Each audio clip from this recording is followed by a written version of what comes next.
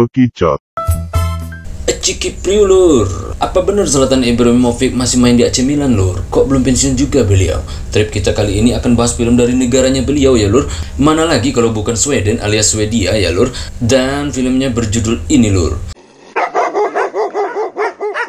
Dalam versi Inggrisnya juga dikenal dengan judul The Most Prohibited lur. Ini bukanlah sebuah film layar lebar atau box office ya lur, melainkan sebuah mini series yang ditayangkan satu season 3 episode lur. Mini series ini ditayangkan di TV Swedia lur, dan hak siarnya dipegang oleh Sveriges Television atau SVT TV. Itu adalah layanan TV berbayarnya di Swedia ya lur. Dan mini series ini juga ditayangkan di Finlandia lur, lewat jaringan televisi YLE TV Finland yang bekerja sama dengan SVT itu sendiri ya lur, sebagai pemilik hak siar dari mini seriesnya ya lur. Mini series ini bukanlah cerita biasa lur, karena ceritanya mengangkat kisah dari sebuah buku yang fenomenal di daratan Skandinavia pada tahun 1976 yang berjudul sama, yaitu That Man's Forbidden ya lur. Buku itu ditulis oleh Kerstin Thornvall dan isinya menceritakan perjuangan Kerstin hidup dari masa ke masa, bisa dibilang autobiografinya dia ya lur. Film ini sendiri dirilis pertama kali pada 2 Februari 2016 di ajang Gothenburg Film Festival 2016, dan film ini ditayangkan pertama kali pada 25 Maret 2016 di SVT TV Swedia ya lur. Dan setahun kemudian pada 30 April 2017 barulah film ini didistribusikan ke Finlandia untuk ditayangkan di YLE TV-nya ya lur. Terlalu lama berkicau bisa berbusa mulut gue lur, dan langsung saja kita markicaunya dengan sandi kita yang paling tersohor di sedunia akhirat lur. Apa itu?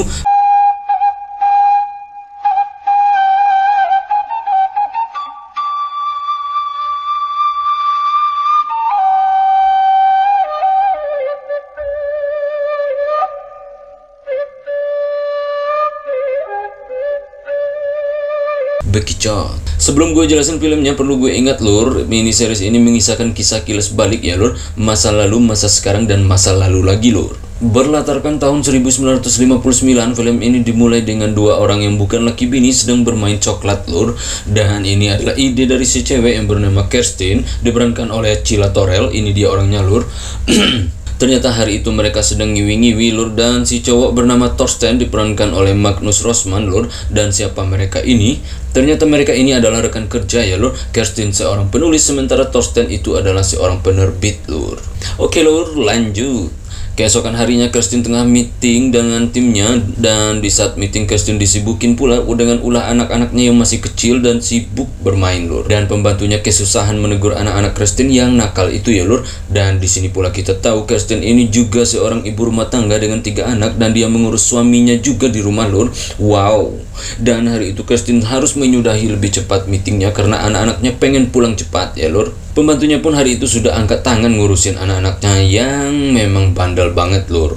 Sesampai di rumah, nampaklah rumah Kerstin yang berantakan ya lur, dimana sang pembantu itu mengeluh dengan kelakuan anak-anak Kerstin lur. Dan ini adalah suami Kerstin lur, dia bernama Peter, diperankan oleh Richard Forsgren. Dan hari itu Kerstin memperkenalkan Thorsten ke suaminya Peter, dan hari itu Kerstin pun memperkenalkan Thorsten ke suaminya si Peter. Dia menjelaskan bahwa bukunya nanti akan diterbitkan oleh perusahaannya si Thorsten. Mereka telah menjalin kerjasama jelasnya. Namun hari itu si Peter, suaminya Thorsten, nampak sedikit curiga dengan gerak-gerik bininya dengan si Thorsten ini lur.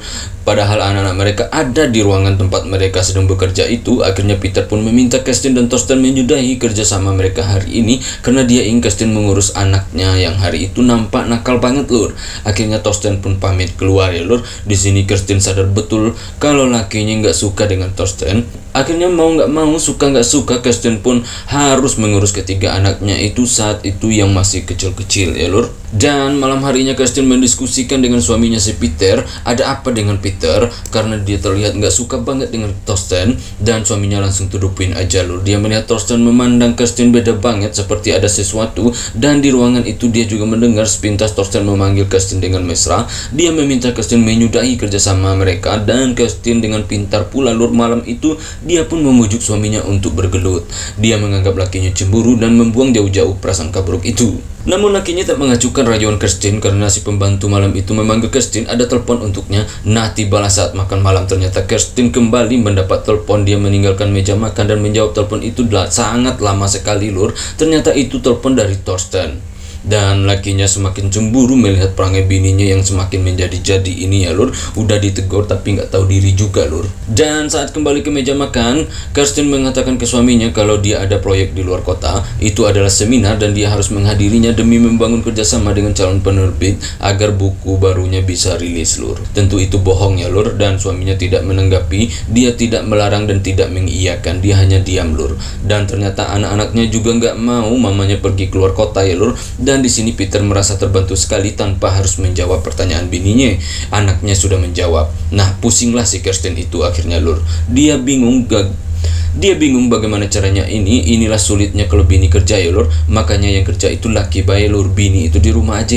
Dan anaknya pun merengek minta si mama nggak usah pergi ya lur. Namun Kirsten meyakinkan anaknya kalau dia pergi hanya sebentar doang nak. Dan esok malam Kirsten pun memaksa dirinya pergi lur. Dia pun diam-diam keluar rumah dan ternyata di dalam kereta api itu nampaklah si Thorsten yang sudah terlebih dahulu datang lur. Pada intinya Kirsten pergi ini karena ingin berdua sama Thorsten ya lur. Parah nih mak lur. Dan mereka ngobrol panjang di kereta hingga sampailah pembahasan masalah kamar hotel di mana Kirsten meminta pisah kamar. Namun kamar mereka harus hadap-hadapan, berarti sama aja bohong ya lur. Sesampai di hotel nampak jelas Kirsten itu grogi betul lur. Dia salah tingkah menunggu kedatangan Thorsten ke kamarnya dan tak lama kemudian masuklah si Thorsten ke kamar dengan membawa coklat pesanan si Kirsten ya lur.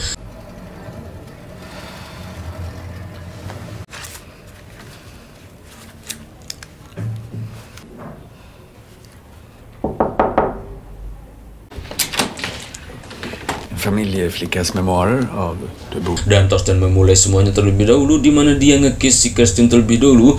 Dan akhirnya mereka pun mulai bergelut dengan olesan coklat di badan si Kirsten ya lur. Namun di tengah gelut Kirsten minta stop, dia nggak mau melanjutkan. Dia merasa bersalah banget melakukan ini semua ya lur. Dan sesampainya di rumah Kirsten menangis, jadi-jadinya dia merasa hina banget lur.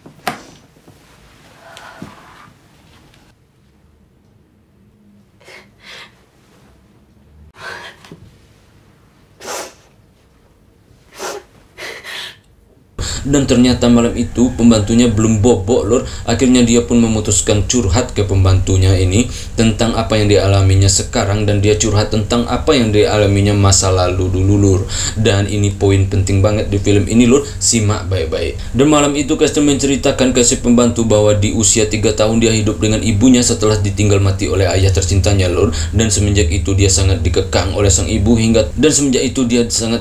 oleh sang ibu dan hidupnya yang tanpa ayah membuatnya dia buta dengan sosok laki-laki ya lur. Bahkan dia tak diperbolehkan keluar rumah oleh sang ibu. Dia mengingat itu, Kirsten tak membayangkan dia akan hidup sukses seperti ini, menjadi penulis terkenal seperti sekarang ini. Dia pun tak tahu bagaimana bisa dia mencapai hidupnya seperti sekarang ini, seperti sebuah mimpi ya lur.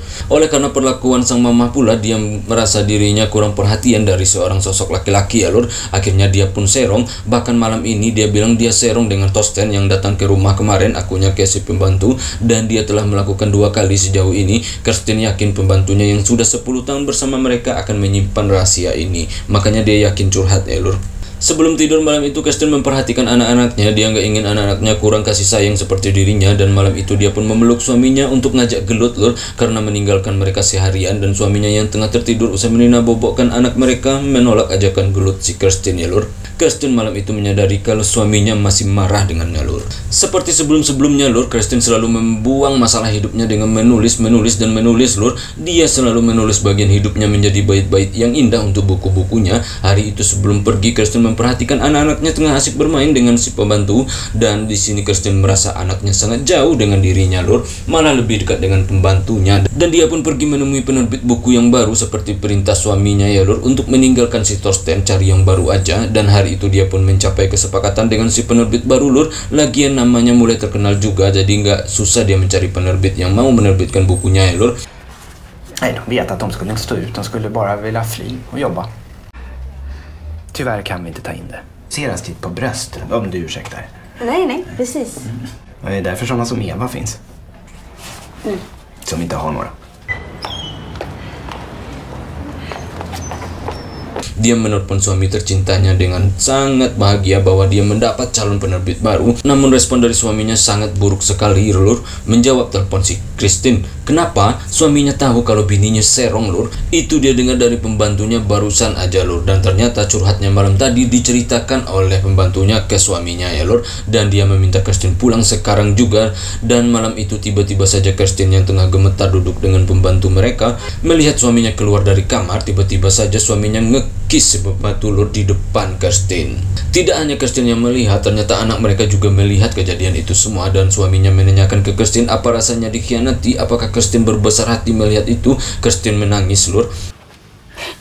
Hon vet ingenting om honom. Han har ingenting med det här att göra. Min far var en sjuk jävel, översexuell. Det var hon som gjorde honom sån. Jag har ringt sjukhuset. Jag kan komma dit redan ikväll om du vill. Dan malam itu juga suaminya mengantar Kirsten ke rumah sakit jiwa. Dia menganggap Kirsten ini telah sakit jiwa ya lor. Dan anak mereka menangis melihat itu, ingin ikut mereka, namun suaminya tidak mau membawa anak-anak. Perserongan Kirsten semakin jelas ketika dia diminta perawat di rumah sakit jiwa untuk membuka bajunya. Di situ ada juga si Peter ya lor. Ternyata masih ada bekas coklat kemarin di perutnya lor. Dan itu benar-benar menyakitkan bagi si Peter. Akhirnya Kirsten pun diceraikan oleh Peter lor. Peter pun menikah dengan pembantu mereka.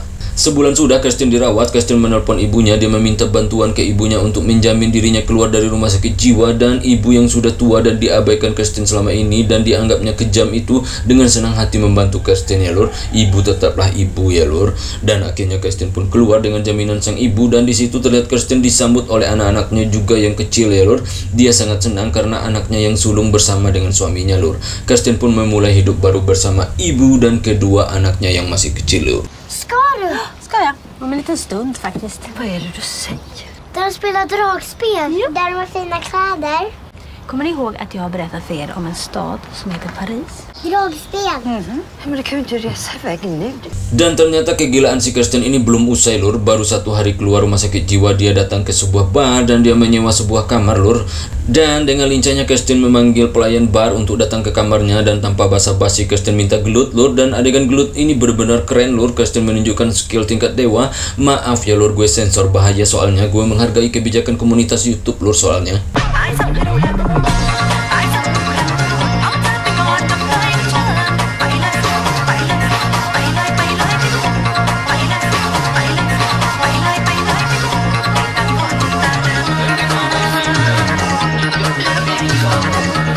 Seperti yang gue bilang di awal, film ini menceritakan kilas balik. Dan di akhir episode 1 ini nampak dimana Kirsten sudah menjadi nenek, memberi buku ke anak sulungnya beserta cucunya. Dan itu adalah buku yang sedang dibuatnya sekarang ini lur.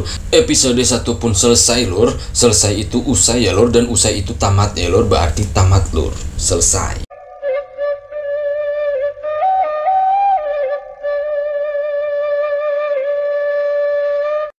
Untuk episode 1 di film ini hanya menggambarkan rupa si tokoh utamanya ya lur, yaitu si Kirsten. Belum masuk ke gambaran umum sang tokoh utamanya lur. Hanya menggambarkan sisi kenakalan beliau saja, yang mana digambarkan telat gede alias telat dewasa ya lur.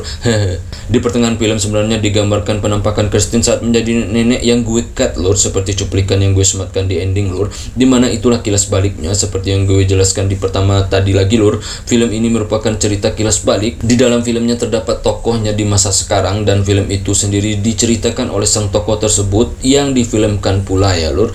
Ibarat kata seperti film Titanic lur. Tahu Titanic lur? Kalau nggak tahu kelewatan lur. Tentu aja ada pesan yang disematkan dari semua episodenya ya lur. Di episode 1 ini jelas sekali pesannya itu, lu jangan main kucing-kucingan kalau udah kawin ya lur.